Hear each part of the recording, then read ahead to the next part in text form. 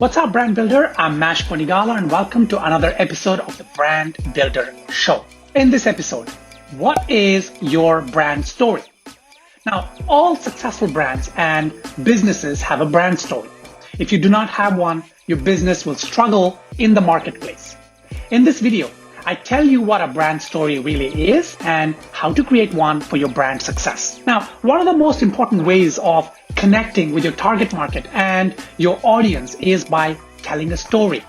Now, most businesses do not even think of a story. When you ask them, do you have a story? They might say, yes, look at our website, look at our marketing material.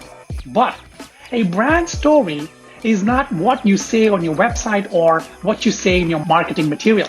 Well, not strictly what you say, but it is not what you're trying to convince your target market about. It is not about trying to convince them to make a purchase or to buy something in that moment. A brand story is something that will create a perception in your target market's mind that will translate into loyalty and, of course, eventually into conversions and sales.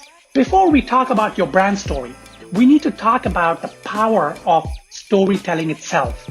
Now, humans communicate and pass on traditions with stories. This is how we've been doing it since the dawn of mankind. Even in this modern world, when we get up in the morning, we tell ourselves stories. We tell our spouses, we tell our kids tell us stories. Our friends tell us stories when we get to work. We tell our colleagues stories, our customers. Everybody is telling everybody stories. Traditionally, when people talk about telling a story, it is thought of as, like lies. He's telling a story or they're telling a story.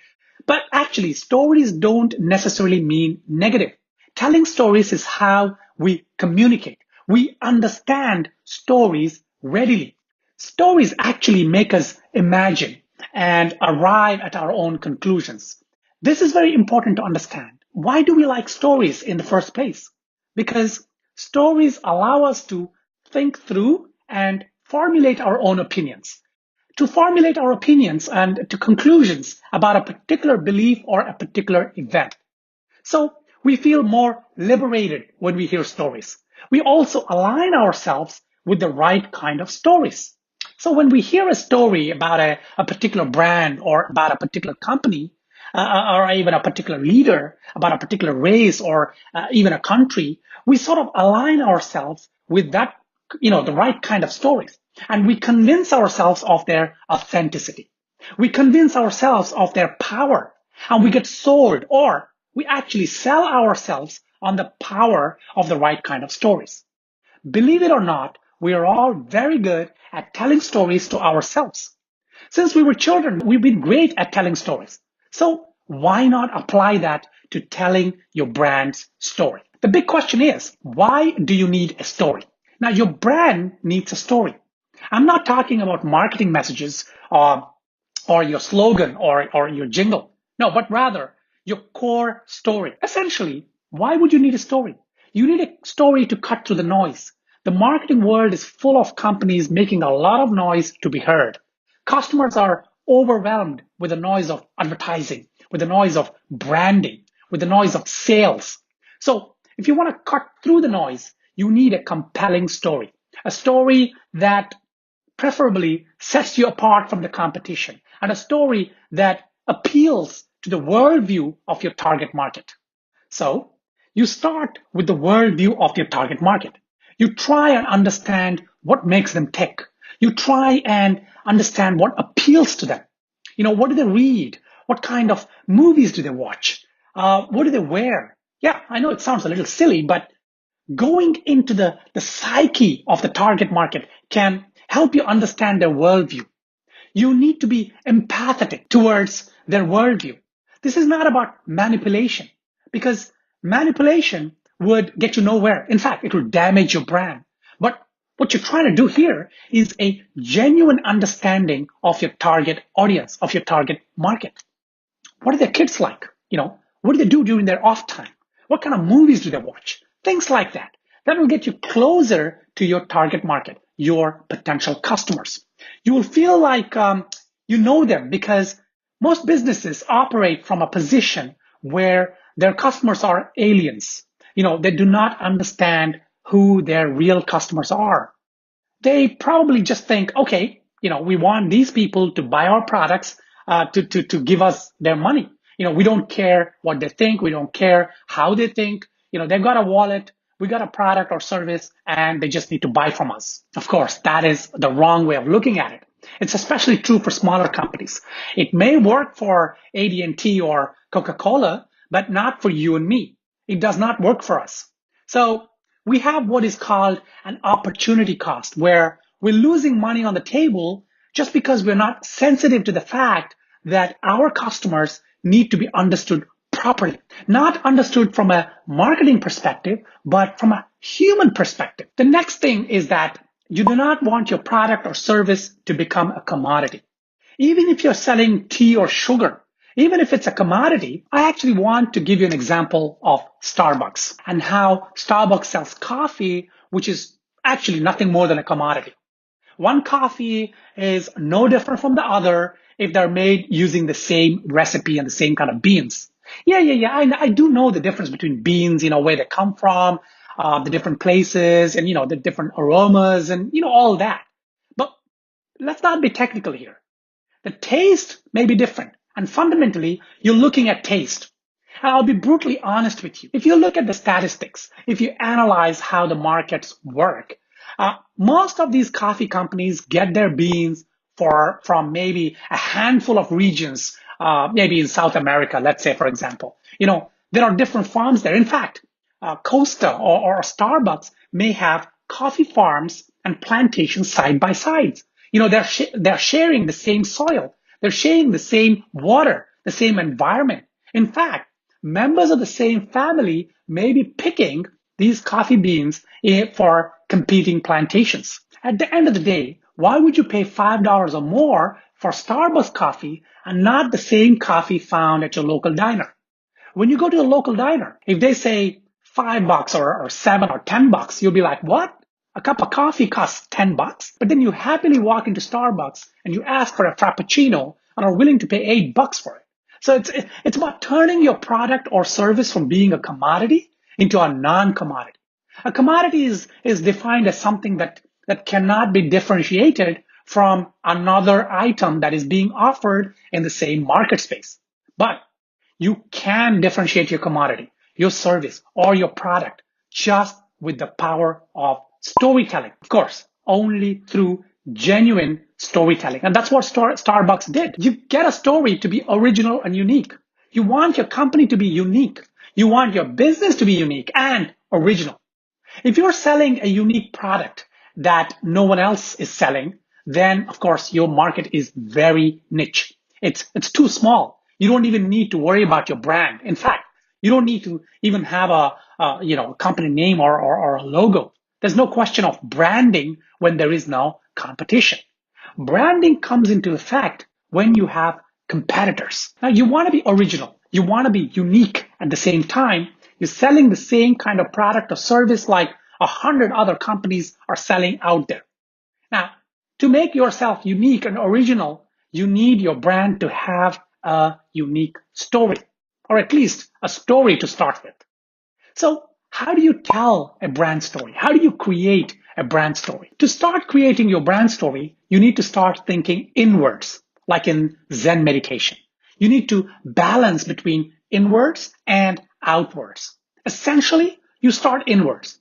You try and discover and distill your company's core values. Every company, every business, every individual has a set of core values. We all do. Sometimes we realize that, sometimes we don't. You need to find out what the core values are of your business.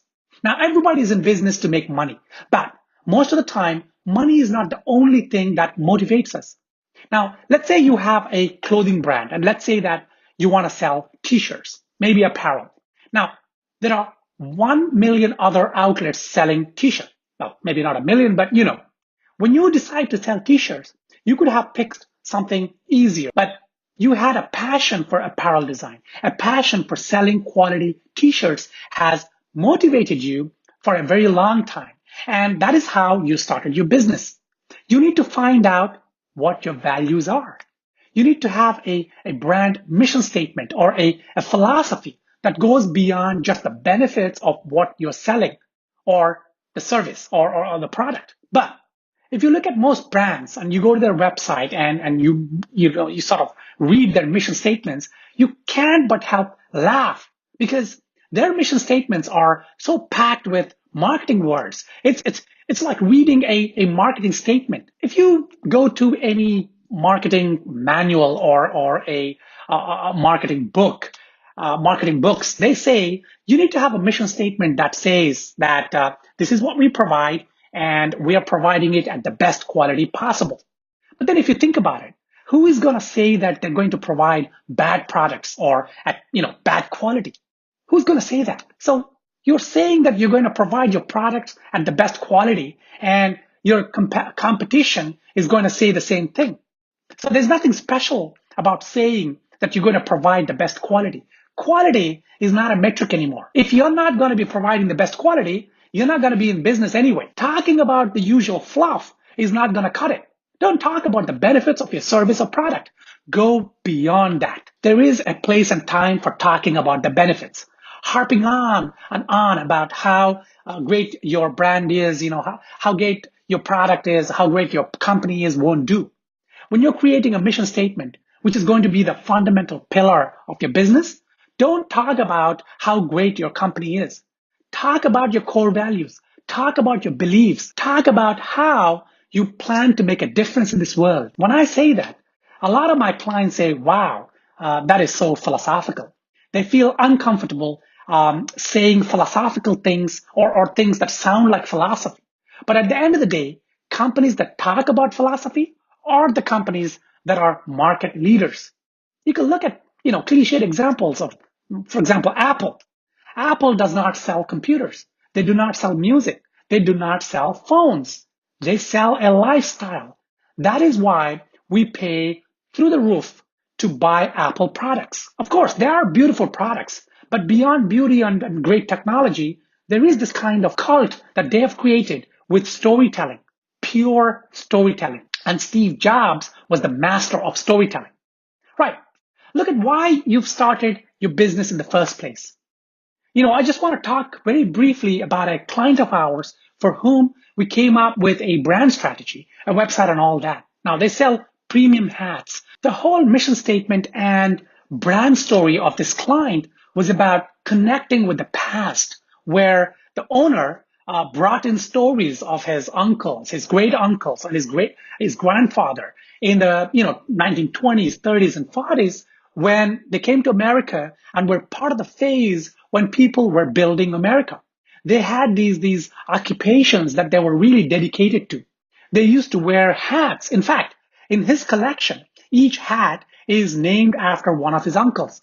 There is the Uncle Bud hat, an Uncle Chuck hat, Harry the Barber hat, and so on and so forth. So you can immediately see the story of this brand. It's not just the hats.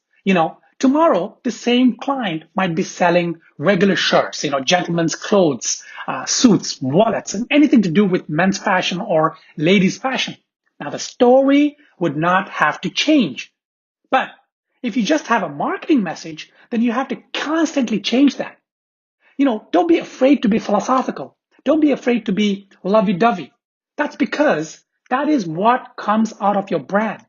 Your customers will see the love.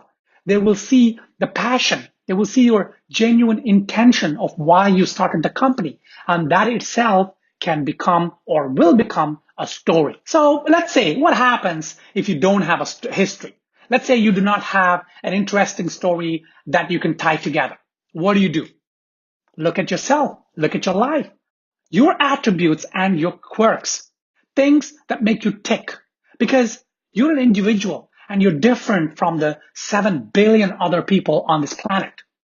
There are bound to be attributes that make you special, someone, unique. Try to pick those. Take those and turn them into a story. Look at Zappos as a great example. Now they have a case study on their website and I will leave a link below and you can check it out. They made service as their brand story. People talk about it. I'm talking about it. Millions of others are talking about it. And that is how they get all of their advertising or PR. They do not need to do anything proactive. All they need to do is focus on their service and their marketing takes care of itself. So tell the story of how you got started and why you wanted to launch the brand. What problems did you set out to solve? What circumstances in your life paved the way to the origin of the brand? Did you decide to change the world, even in a small way? What was that? What was that spark? Next, start with the question why. Why does your brand exist? What is its purpose, besides, of course, making money? When it comes down to it, creating a brand story is as simple or as complicated as coming up with a reason for your brand's existence. I hope you found this episode useful.